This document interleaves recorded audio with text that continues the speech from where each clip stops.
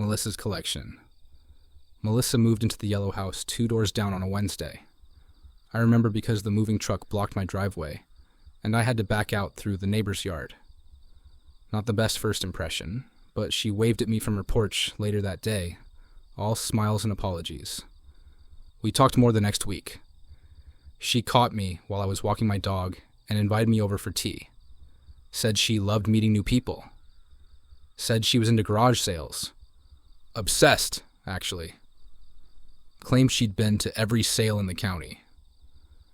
Had a knack for finding things that told a story, she said. I didn't think much of it at the time. Lots of people collect stuff. Some folks hoard salt shakers. Melissa liked old memories. Her house was full. Not messy, not dirty. Just packed. Every surface was covered with framed photos, porcelain figurines, trinkets, and dusty books. The shelves looked like they'd collapse under the weight of sentimentality. She noticed me looking around and laughed. I know, it's a lot, but everything here has history. I nodded politely. Then she pointed to a snow globe on the mantel. That one's from your old house on Walnut Street, right? You had it on your nightstand. I froze. How did you know I lived there? She sipped her tea like I'd asked what the weather was. We used to play in the backyard. Remember the swing you had? The red one that creaked? You always hated how it leaned to the left. My throat went dry. She was right. We had a red swing, and it did lean, but I didn't remember ever knowing her back then. I would have remembered someone like Melissa. I tried to laugh it off. You must be thinking of someone else.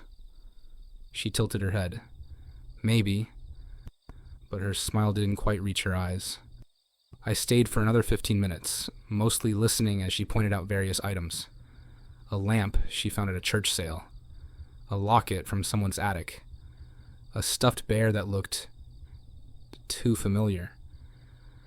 Wait, I said, walking over. That looks like mine.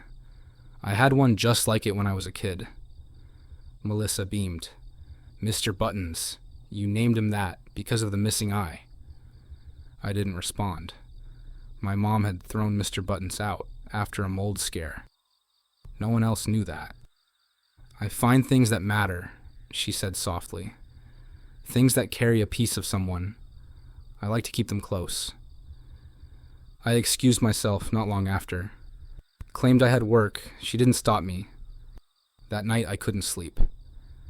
I pulled out old photo albums, trying to remember her. Nothing. Not a single birthday party, school event, nothing.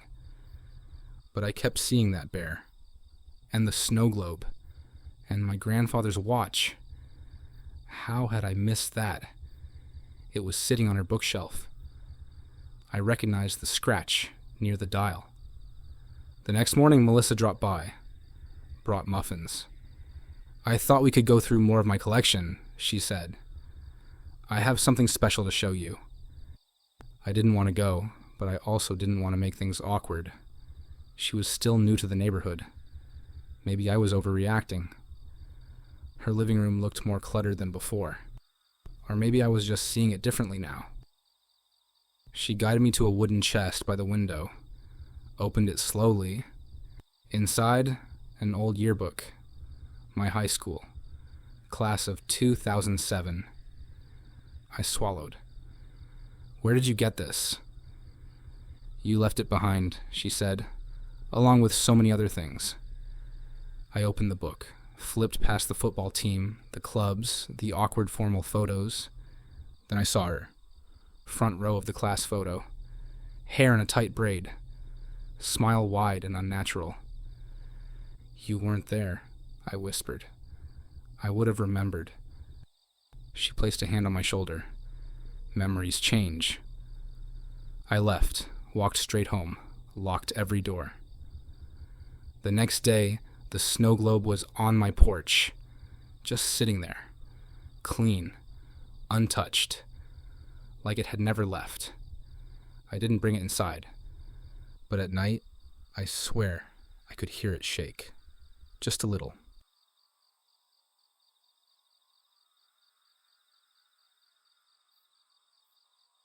3 days you don't remember.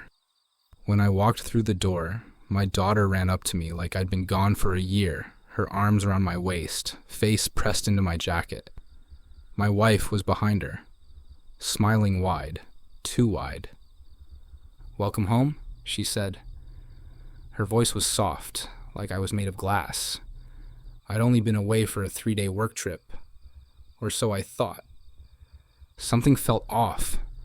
I couldn't name it at first. The house smelled different, like lavender and lemons, not the usual mix of old books and whatever our dog had dragged in. The lights were dimmer than I remembered, or maybe the bulbs had changed. Still, I told myself to enjoy it. After all, when your wife and kid act like you're the hero of the century, why question it? We sat down for dinner. Lasagna, garlic bread, my favorite beer already open beside my plate. And then Lily, my daughter, asked it, "Daddy, do you remember what you said on the bridge?" I blinked. "What bridge?" She laughed like it was a game. "You know, that bridge." My wife reached across the table and squeezed her hand. Her smile didn't waver, but her eyes said, "Stop." That night I lay in bed staring at the ceiling. I tried to recall the trip, the hotel, the meetings, the drive back, but my mind was foggy, like I'd watched it all through someone else's eyes. I remembered packing, I remembered leaving, but nothing in between had any detail. The next morning I called work. "Hey, just checking in. Wanted to see if the client was happy." There was a pause on the other end.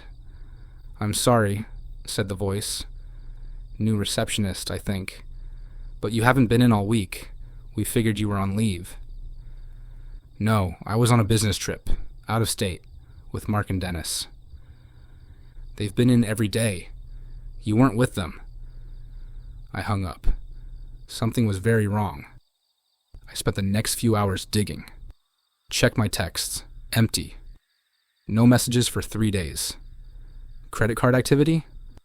One gas station charge, about 30 miles away. Nothing else. No hotel, no meals, no travel receipts. Even the car's GPS history stopped cold for 3 days. I didn't tell my wife. Not yet. I needed more. Later that night, I was in the garage, going through the dash cam footage. I'd never bothered with it before, bought it mostly for insurance. But the files were there. 3 days worth of recordings. But they weren't what I expected. The footage showed me. My car. My face. But I wasn't driving like myself. I was taking side roads I didn't know. Talking to no one. Smiling when nothing was funny. At one point, I parked in front of a dark building and just stared. For hours. There was one frame, maybe a glitch, where my face didn't look like mine. Just slightly off. Like I'd been copied by someone who didn't know what a real smile looked like. That night, I confronted my wife. "Do you remember me leaving? For the trip?" She hesitated, then nodded. "Yes, you packed your blue bag. Said you'd be gone a few days." "Did I call? Text? Anything?" She looked down. "You sent one photo. You were by a river, but I couldn't tell where. Can I see it?" She pulled it up on her phone. Sure enough, there I was, standing on a bridge over dark water, expressionless. Behind me, fog so thick the trees looked like ghosts. "You never said where this was?" "Number. You just sent it with a heart emoji." I didn't remember taking that photo. I didn't remember the bridge, or the fog, or the expression on my own face. 2 nights later, Lily had a nightmare. Screamed until I ran to her room. She pointed at the closet. He was watching me. The other daddy. I tried to calm her down, told her it was just a dream. But when I tucked her in, I noticed something. Her nightlight, one I'd installed last summer, was missing. In its place, an old lamp I hadn't seen in years, a model I swear we threw out after it sparked. I checked the trash bins the next morning. Inside the black bag, my blue travel bag, packed, unused. Underneath it, a burned phone. My phone. I opened my laptop and started going through my cloud backups. Tried to find anything, any clue. One folder, buried in the trash, had video files I didn't recognize. I clicked the first one. It started with music, organ music, then silence, then a pulpit, a funeral, mine. There was my face on a giant screen, friends speaking in past tense, my wife in black, Lily holding a flower. I scrubbed through the video in disbelief. At the end, as they lowered the casket, the camera turned slightly to someone standing alone under a tree, grinning, wearing my jacket, and then the video ended. I never showed it to anyone, but every night since, I wake up at 3:03 a.m., and someone has opened the closet door.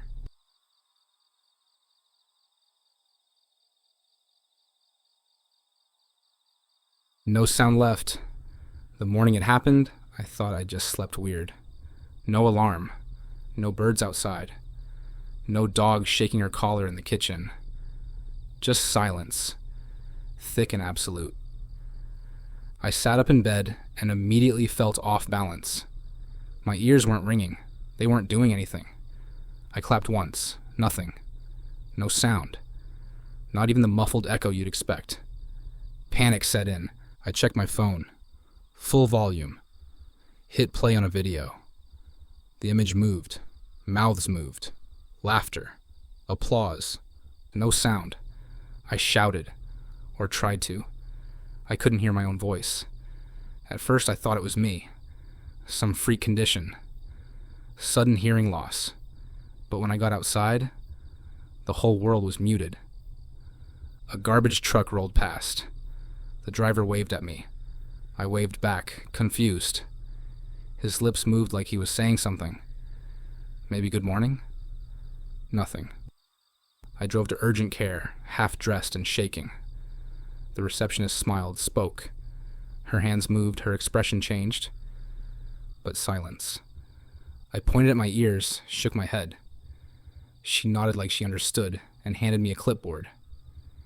Even the pen on paper didn't make a sound. The doctor examined me, tapped my knees, shined lights in my eyes, mouthed what looked like, "Can you hear anything at all?" I shook my head. He nodded slowly. That's when I knew this wasn't just me. Nobody was reacting like something was wrong, because to them, this was normal. Somehow, I was the anomaly. Back home, I turned everything on. TV music, blender, nothing. My dog barked. I saw her bark. Nothing. That night, I cried. In total silence. Then, just past midnight, I heard it. Help me. Clear. Crisp. A woman's voice. Right in my left ear. I sat up so fast, I knocked over the lamp. My heart nearly jumped out of my chest. "Help me," she whispered again. I turned. No one. I ran to the window. Nothing on the street. No one in the yard. "Please," the voice said. "They took mine. They're taking yours." I didn't sleep. The next day, I went online.